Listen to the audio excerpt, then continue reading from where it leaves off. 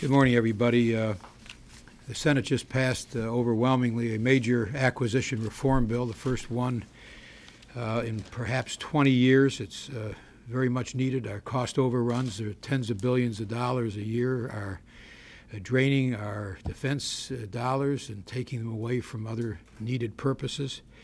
And so on a bipartisan basis, we were able to adopt this major reform bill. The underlying problems are clear. The causes of these cost overruns are well known. They include the fact that the department continues to rely on unreasonable cost and schedule estimates. The department continues to establish unrealistic performance expectations. The department continues to use immature technologies.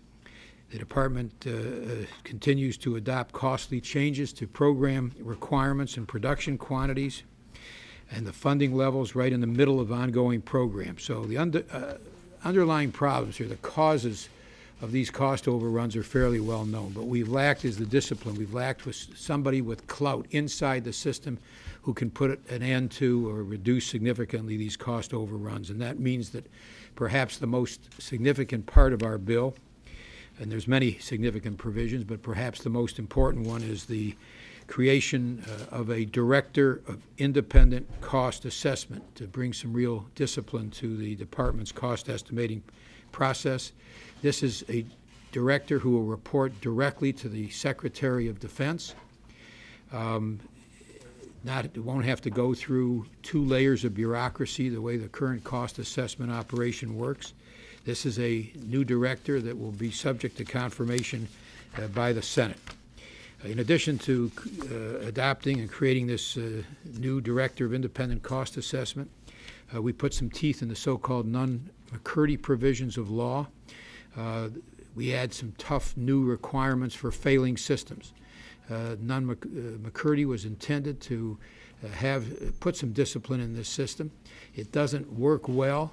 It's easy to get around. It's too easy to waive. It doesn't require a reassessment from scratch when a system goes 50% over the original cost estimate, and we require this new beginning, in essence, to make a new assessment as though you were starting over again as to the desirability of continuing to build systems which go way over their costs as originally budgeted.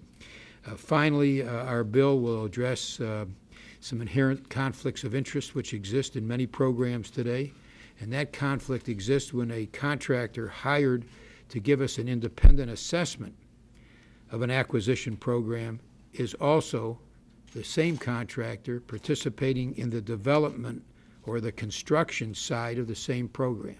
So the person we rely on to give us the independent assessment of a program, of an acquisition program, the same person is running the program. And that is an inherent conflict which we are determined to end. This bill, while it got overwhelming support in the Senate, had some significant opposition on the outside. We took some suggestions, of course, from the department, but not all of them, including the one that we not have this independent cost assessment director. The department wanted us to drop that. Many in the contracting community wanted us to drop the conflict of interest provisions. We did not do that. We resisted those efforts on the part of some contractors and came up with a tough bill. But this is a problem which requires some tough action, tough solutions, and we provided that on a bipartisan basis. And of course, Senator McCain was instrumental in making that happen. I'd like to thank Chairman Levin and his staff and our staff for all the hard work that went into this legislation. I also think it's important that the President vocally weighed in on behalf of this legislation. Senator Levin and I and the House Armed Services Committee Chairman and Ranking Member were invited to the White House to discuss this issue. So I think the President's support and commitment to this effort has been very important as well. We talk about in sometimes non-specific terms about this legislation and the need for it. Let me just point out a couple of examples of why this legislation is so badly needed. The F-35 Joint Strike Fighter, these are figures according to the Government Accountability Office. The first full estimate was $65 million per aircraft. They're now up to $105 million per aircraft, and we are not clearly nearly at a stage of full production. The Virginia-class submarine was supposed to cost $1.9 billion per submarine. According to GAO, it now costs $2.7 billion, 40% increase. The F-22 originally was $136 million per aircraft. It's now $400 million per aircraft, 195% increase over its original cost estimates. The presidential helicopter, which Senator Levin and I have talked about on several occasions, was supposed to cost $270 million per aircraft, now at $500 million and still going up. And obviously, we do not have an aircraft in production to replace the 30-year-old presidential helicopter. So this is really a situation of near crisis proportions. We just cannot have the kinds of cost overruns that are associated with literally, with one or two exceptions, with literally every new weapon system that the Department of Defense acquires. So Senator Levin pointed out the importance of this legislation and its highlights. I just want to reemphasize one point, and that is that when a weapon system breaches its cost estimates, the response now required by Congress is far more vigorous than that in the past. Congress has got to be more involved as earlier on if these weapon systems costs spiral out of control, as unfortunately so many of them have. I want to again thank Chairman Levin for his leadership. Senator McCain and I are releasing a joint statement, which you may or may not have, which summarizes the provisions in the bill, and it's available to you now. So, any questions? Yes. The House Committee is marking up its version of the legislation today. I guess Chairman Skelton said that he was hoping to complete a conference by Memorial Day. I would have wanted either of you have any particular comments or concerns about the House version of the bill, and two, do you think that time schedule is doable? Can you wrap up a conference on their legislation and yours by Memorial Day? Well, if they can get theirs passed, I would think in the next week or so, we'd have a good chance at getting a conference before Memorial Day. There are some significant differences, as I understand it, between our bills. And, of course, we think ours is the preferable, stronger bill. As always. But there's a real determination here on a bipartisan basis, and it's bicameral, to act in the area of these cost overruns. They just simply are unaffordable. They endanger not just our taxpayers, but our troops. Our troops have a right to the best equipment that we are able to provide them. And when we use excessive funds for cost overruns on some weapon systems, that means we're denying other systems, which we might be able to bring on board, the funding that is needed for that to happen. And that means we're denying our troops as well as soaking our taxpayers.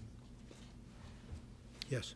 Senator Levin, you said that you could have a conference if they're able to get their bill passed in the next week, but are you confident that you'll be able to get it to the President before the Memorial Day? Well, that'd be a great goal. The President has been very, very supportive, as Senator McCain says, and that is a goal that we should keep right in front of us. So hopefully that's doable, but it's going to depend on when precisely the House finishes their bill. We would need, I would think, at least a couple, 10 days to 2 weeks after that on a fast track.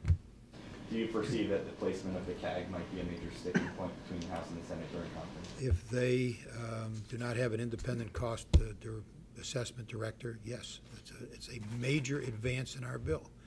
We give clout to that person. Right now the CAG is kind of buried a level or two levels down in the bureaucracy. It does not have one director who reports directly to the Secretary of Defense, and we add this subject to Senate confirmation even to raise the level of power of that director even higher. So if they don't have such an independent person, then that would be a major sticking point. Senators, is there a person in mind for that position, and is that person being groomed right now or prepared in any particular way? What, a member of Senator Levin's staff on the Armed Services Committee. I was glad Be glad to get rid of a couple of them. The press. He stole my answer, except I was going to say it was on Senator McCain's staff. No, not that I know. Thank you. Senator McCain, do you have any reaction to President Obama's announcement today on budget cuts? Well, I think they're important. I think many of them they're going to be tough. I think that many of them are those that were proposed by the previous administration. And what I'd really like to see from the president is just an open statement saying, I will veto any bill that comes, appropriations bill that comes across my desk with a single earmark on it. That's the best signal you could send to Congress. Let me also ask you just something off topic. On Guantanamo, do you still think it's possible to close that facility by January 22nd, 2010? And is it something that will be done in the regular appropriations process because this is such a sticky issue? I think it's possible if there's cooperation from other countries in terms of sharing this burden. Is that a big if? It's an if. And there's another if, too. If we can find places in the United States which are willing to take some of these prisoners as well. But they're not all going to be released, obviously. There are people there that need to be detained and need to be tried on criminal cases. The exact number, what proportion is unknown. That review is going on now, but it's a good goal. And if there's a reasonable level of cooperation from other countries, and if we can find some states that are willing to take some of those prisoners, it's achievable. Thanks. Thanks.